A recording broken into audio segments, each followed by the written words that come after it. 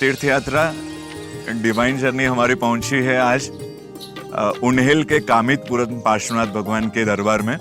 108 पार्श्वनाथ भगवान में ये कामितपुरम चिंतामणि पार्श्वनाथ भगवान का उल्लेख मिलता है। तो चलो ऐसे प्राचीन तीर्थ की आज सुंदर सी यात्रा करें।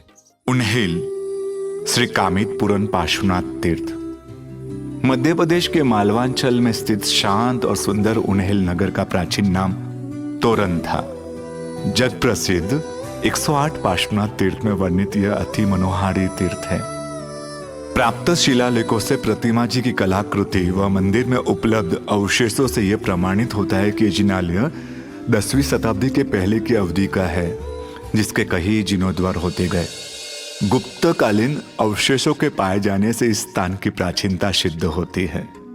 मूल प्रवेश द्वार पर 2 सुंदर और कलात्मक झरोखे हैं, जो इस जिनालय की सुंदरता में 4 चांद लगाते हैं। प्रवेश द्वार व मूल गंबारे के द्वार की कोरनी में 14 स्वप्न अंकित हैं। देखे मनोहर रूप लेकिन रूप तो तेरा ही है, अनुकूल स्पर्श मिले बहुत पर स्पर्श तो तेरा ही है। पाया स्वजन से प्रेम किंतु प्रेम तो तेरा ही है। हे सत्य सिर्फ सुंदर जगत में जो भी है वो तेरा ही है। जिनालय में प्रवेश करते ही लगभग 41 इंच की पद्मासन मुद्रा में संप्रतिकालीन कामितपुरम पार्श्वनाथ दादा की श्याम वर्णीय प्रतिमा जी के दिव्य रूप के दर्शन होते हैं। अत्यंत ही मनमोहक बालू रेत से एक ही घड़त में निर्मित अलौकिक विशेषता ले यह प्रतिमा 7 फन एवं दोनों ओर इंद्र इंद्राणी से अलंकृत है। ऐसी प्रतिमा जी सारे विश्व में दुर्लभ है। हजरा हजूर ऐसे चमत्कारिक प्रतिमा जी की अगर पूर्ण आस्था के साथ पूजा की जाए तो भक्तों की मनोकामनाएं पूरी होती है। इसलिए प्रभु को कामितपुरम पार्श्वनाथ के नाम से पुकारा जाता है। यह पार्श्वनाथ कामितपुरम चिंतामणि पार्श्वनाथ के नाम से भी प्रसिद्ध है। श्री कामितपुरम पार्श्वनाथ भगवान के दोनों ओर महावीर स्वामी भगवान और शांतिनाथ भगवान विराजित है। त्रिशिखर जिनालय के मूल गर्भगृह के दोनों ओर 2 विशाल देहरिया है, जिसमें एक देहरी में कसौटी पत्थर से निर्मित श्याम वर्णीय श्री नेमिनाथ जी की अति प्राचीन एवं मनोहर प्रतिमा विराजित है। फन सहित शुपार्श्वनाथ भगवान की विशेष प्रतिमा भी यहाँ विराजित है। दूसरी देहरी में श्री आदिनाथ भगवान की मनोहर प्रतिमा विराजित है।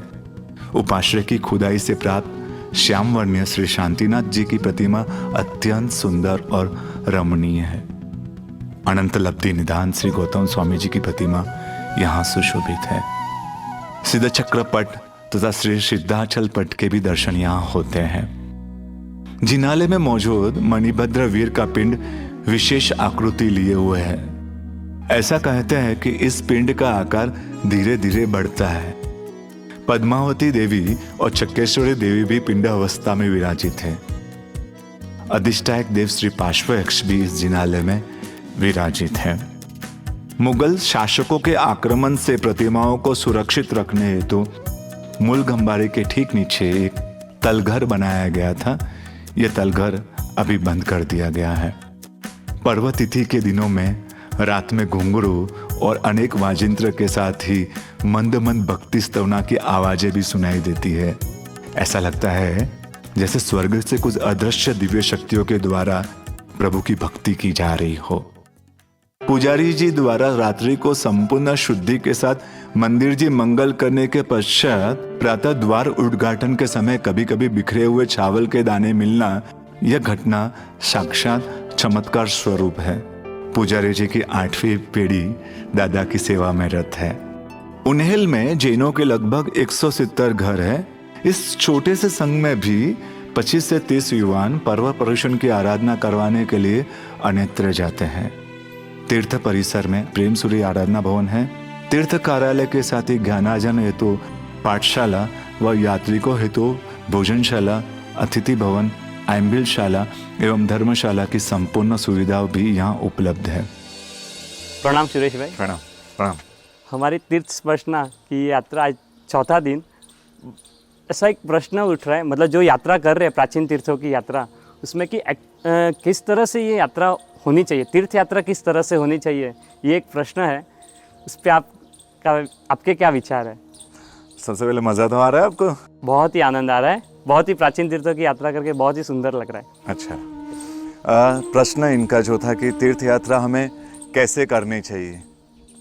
अन्य स्थानम कृतम पापम तीर्थम स्थानम विनश्यति, तीर्थम स्थानम कृतम पापम वर्जलेपो भविष्यति। यानी अन्य स्थानों में किए गए पाप वो तीर्थ स्थान में धुलते हैं, निर्जरा होती है, लेकिन तीर्थ स्थान में किए गए पापों की क्या बताया है, वहां बताया है इस पंक्ति में। लेकिन वो अगर वहां ही जाकर अगर हम पाप करेंगे तो वो वज्र के समान कठोर बन जाएंगे, मजबूत बन जाएंगे। ये पंक्ति हमें पूरी तीर्थ यात्रा कैसे करनी चाहिए वो डिफाइन कर देती है। पिकनिक वाला जैसा वातावरण होता है वैसा ही वातावरण तीर्थ यात्रा के दरमियान कई बार हो जाता है। अंताक्षरी चलती है गाड़ी में, कार में जब बैठे हो तो अंताक्षरी चलती है। कई बार तो तीर्थ यात्रा के दरमियान तीर्थ में, प्राचीन तीर्थों में जाने के बावजूद वहाँ अभक्ष्य का भी वापरना होता है, होटलों में भी रुककर खाना होता है। और रात्रि भोजन जैसा माँ बाप, कई बार तीर्थों में तो 24 मतलब भोजनशाला बंद हो जाती है तो डब्बे खुलते हैं रात को रूम में जाकर डब्बे खुलते हैं। तो ये स्थिति कई बार होती है। कई बार तो अब्रह्म का सेवन भी, न्यूली कपल जाते हैं तो अब्रह्म का सेवन भी उन तीर्थ परिसर में हो जाता है। तो इस तरह की दुनिया ये जो बनती है, तो आप समझ जाइए अगर वहीं हम इस तरह की दुनिया बनाएंगे तो हम वहाँ किए गए पापों को कहाँ जाकर धोएंगे। जैसे आप संवत्सरी पर आप कितने भी पाप करते हो, आपका पूरा साल पाप करता हो, लेकिन जो नहीं करने वाला भी उस दिन उपवास करता है, उस दिन कुछ ना कुछ तप करता है, प्रतिगमन करता है, वो बिजनेस आदि सांसारिक कार्यों से दूर रहता है। बस आप जब तीर्थ यात्रा जाए, प्राचीन तीर्थों की यात्रा पर निकले, ये सोच कर कि हर दिन हमारे लिए वो संवत्सरी का दिन है। संवत्सरी पर आप जैसे जीते हो वैसा आप जीने का प्रयास करें, उस दिन तीर्थ यात्रा पर जीने का प्रयास कर, तो शायद वो तीर्थ यात्रा हमारी भव निस्तार का कारण बनेगी। एक तीर्थ यात्रा की गई, एक भी तीर्थ यात्रा बहुत भाव से की गई, वो हमारे कई कर्मों के, कई भवों के कर्मों को निर्जरा करने की ताकत रखती है। बस आपसे यही कहना है कि आप तीर्थ यात्रा में मन की शुद्धि, वचन की शुद्धि और काया की शुद्धि, ये तीनों शुद्धियों के साथ आपकी तीर्थ यात्रा करें।